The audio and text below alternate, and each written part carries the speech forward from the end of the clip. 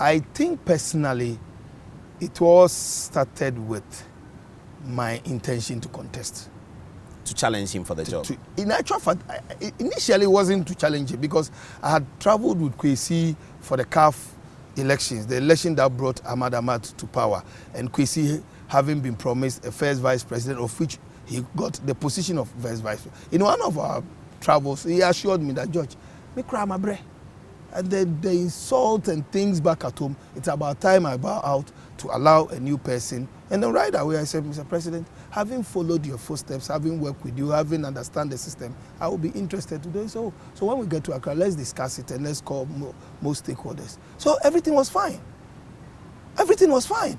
Now, on the day of my... So that there was a deal between you and Kwesi for him to go to the CAF and you become the GFA president. He was already there. He's already there. Okay. And naturally... But you were lobbying him that once he's exiting, you want to take over. Naturally, who doesn't want to succeed his boss? Naturally. And apart from that, it's not just your boss. It's someone you've worked closely to make sure that he also ascend to certain heights in football. He's been a FIFA Executive Council member in those elections. I went with him. There was an... To Zurich? Of course. Since 2011, I started going to Zurich for FIFA congresses. And so it's someone that I understand the system and he knows. I'm also connected and close to the people that he knows. So it was just by natural to say that, boss, if you are living, why not? Okay. Then what happened? Yeah, but I think that leaders sometimes, this is the problems they have.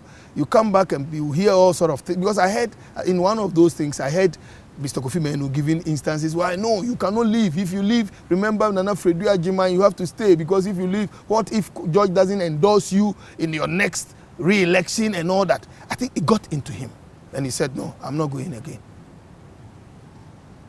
And then I said, "You're blaming Kofi Menu for it." I'm saying that. I'm not saying. I just mentioned one. A lot more people. Other people were encouraging Kwesi to stay. Radio. I mean, they were encouraging him to stay because his future progress with CAF depended on a nomination from the GFA. Yeah, exactly. Yeah. And if you were the GFA president, they were wondering whether you would nominate him. And I find it very ridiculous for anybody. Sounds like a fallacy because you would.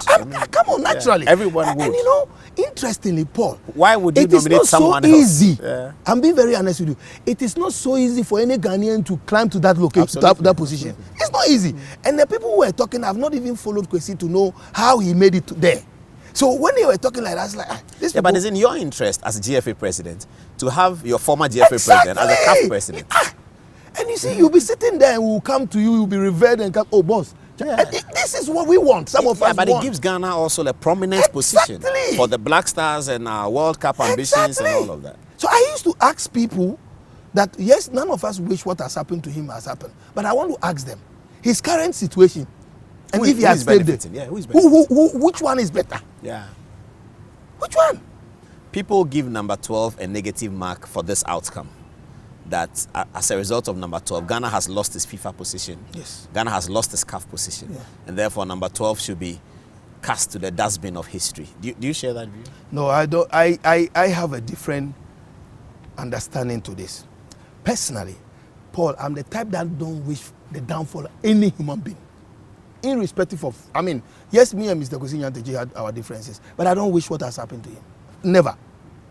Do you talk to him? It is something. No. You don't talk to him? No, I will tell you why. I made an effort right after number 12 through the wife because I had a very good relationship with Auntie Christine. And then I said I wanted to visit. So I used that through Obri and said that ask whether there's a permission for me to come home. If they said come, why not? Obri said the atmosphere in the house is not conducive for you to come. So I cannot force myself into a house where I'm not welcome. And in any case... But you have his number.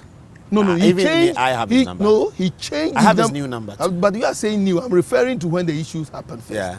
He changed the number and I didn't have the number. Did you find the number to call him? I'm just saying, I just told you what I did.